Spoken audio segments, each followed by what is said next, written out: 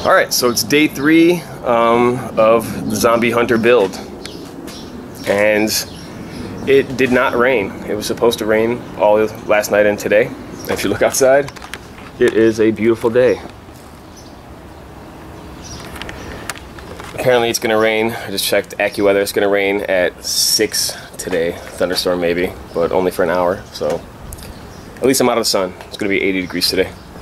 But here we go. As you can see, the truck is slowly getting dismantled. I'm exploring all the areas that have rust. And like I said, anywhere where there was contact or a hole through it, where a screw was going through, you ended up getting rust. So here, there's a contact right here. Boom, rust. Boom, rust. Boom, rust. Boom, rust. Over here, the trucks usually come with like fender flares, and the flares are screwed through the sheet metal here on the quarter panel. And this truck did not have fender flares when I bought it, but it looks like it used to, because there's rust spots, you know. And I gotta see and open this up to see, but usually that's where they're screwed in, and then obviously that's where there's gonna be rust. See, 1, 2, 3 along there. I don't know, he might have filled this in with Bondo. This part, this is all pretty typical. This is not that typical up there, that high, but I guess he let this part go and then it just kept creeping up. But the rocker panels are definitely typical. Like I said, my other truck, the new one, was getting rust there as well. You know, it's the problem of living in the Midwest, or even along the Great Lakes, the Rust Belt, because they put salt all over the roads, and salt just eats up cars like crazy. And here we go again. Right where that rubber strip was, we got rust, rust, rust. You know, it's just along here. There used to be a, like this side doesn't have it, but this side does, and it's just like a marker light.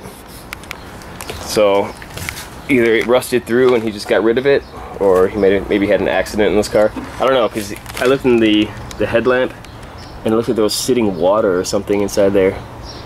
So it makes me wonder how the water got in there. Maybe he had an accident off-roading and fell into a creek or something. But so here's a lot of fiberglass in here, and then what scares me is there's fiberglass up here too, right? So he did everything in fiberglass here. So see, here's fiberglass.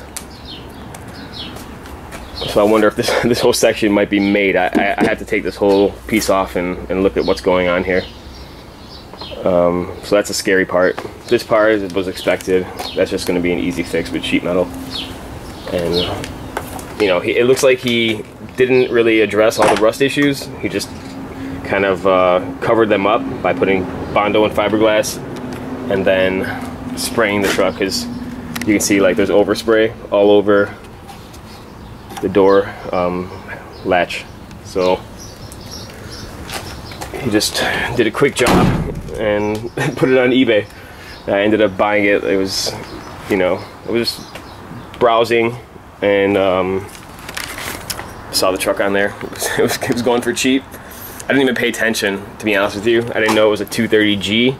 I saw it and it was really cheap, so I just bid on it in the last minute and ended up buying it. Had to drive down to Nashville to go pick it up. But it originally was an Ohio truck, apparently. He said his parents were doctors, and who knows how much of that story is true. But so I thought it was a 230GE, which is the fuel injected version, but I got the carbonated, or carbureted version of the truck. And I mean, it's okay, you know, it's okay for now. The carburetor is you know, kind of strange, but I would have preferred if it was a fuel injected version. So there we have it. Still investigating more rust, bashing out rust. I'm gonna end up grinding you know, these exposed spots up to finally clear up and see if there is any clean steel in there. I did find, like here, for example, this was all rusted and I ground it down and I covered it now temporarily, but there's clean steel underneath it. This part, I'll probably have to cut it from here down. I kind of want to keep this just so I have the sill over here, so I have the shape, but maybe I'll cut it here, I'll see how much of this is damaged and clean it up first. Probably cut it from here to here, clean this out, you know, take the grinder or the brush to here to clean this all up, spray in some wax or something to, you know, prevent the rust from continuing, and put in patches. Put in a patch there, grind that down, see what's going on there, maybe put a patch there. This whole part's gonna be a big patch, so I'll probably make 2 patches. I might make 1 piece here, but you know, I don't know, maybe I'll see. You know, I'll grind this down and see how much steel I have to weld to before I make a decision. Here I gotta repair all this, and then I'm probably gonna make a set of flares for it. The thing is, with these skinny tires on it, the truck right now, it's got the original rims, the original steel rims, and these ones seem to be smaller, even more narrow than the other ones that I had. Usually they're about 6-inch rims. These ones maybe are 5.5 inch. I'm not sure. I gotta look at them. But like I was, and it's got these narrow tires on it. So the problem is, if I put flares on it, then it'll look kind of funny, because you know, if you have flares, you want to have the tires coming out a little bit past the flares. So here's the plan for the body: cut out all the rust, put in new patches everywhere, paint it. I'm gonna still haven't received my samples from Monster Liner, but I'm thinking either olive drab, or my wife says that kind of looks like a redneck truck if I do that. So she's gonna, I don't want to embarrass her, you know. Your wife's opinion does matter. So maybe desert sand, you know, or desert sand color, or maybe the olive drab. If it doesn't look bad, you know, it'll kind of, you know, it's a unique looking truck, so I don't know if it would look, you know, it's different if it was like a K5 Blazer and you have, you know, olive, you know, paint on it, you know. This is going to be bed liner, and it's going to be also do these in black bed liner. This, the bumpers, this in the green, or if they have another shade of green that looks okay, you know, kind of a safari look, I would do that.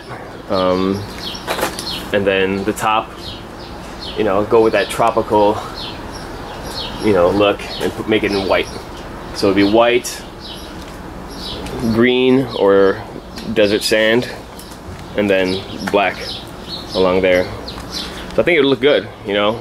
I'm wondering if I can even do these, coat these in bed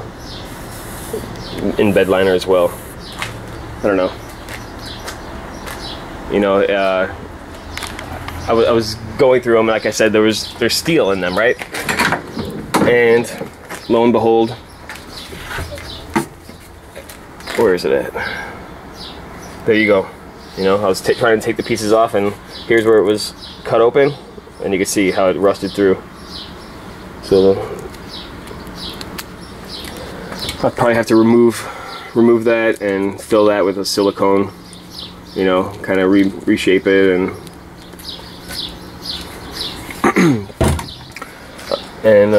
figure out a way to attach it properly. But in the meantime, dealing with rust.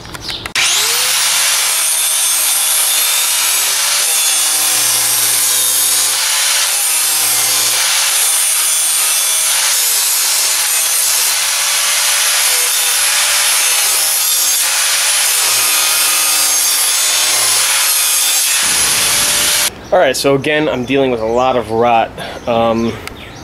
I was pulling this apart, and I actually just sprayed it with some black black rust preventative temporarily before I have to sand it all and get the etching solution to put on there. And then but anyway, so there's, if you remember, this entire lip, it was complete, but I found out that it was made out of Bondo. So it was a fiberglass and Bondo combination that somebody formed the entire lip. So this piece actually looked pretty decent, and you can see they just covered it up. I ground out all the Bondo, so this is the metal that's left. I'm gonna clean it up, grind it out, you know, get to good metal, and then probably form the lip back with the sheet metal. And then, I mean, it doesn't really matter how aesthetically pleasing it's going to be, because I'm probably going to make a small flare. I was even considering going to the junkyard and getting some TJ flares and seeing how they would be able to adapt to this car. But yeah, there's that. And then I was taking out the lights. So this entire rear corner is completely destroyed.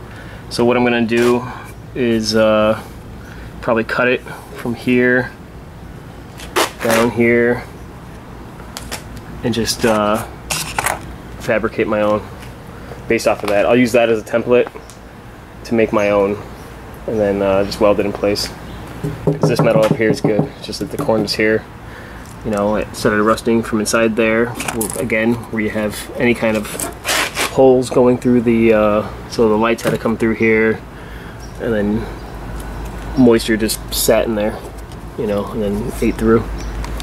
So there's that. Then again, I have to make this entire sill, you know. I'll do that. I gotta see what's here, because it looks like it might be, for sure it's rusted through, but I gotta see why it's bubbling so much. It might just be a crappy Bondo job again.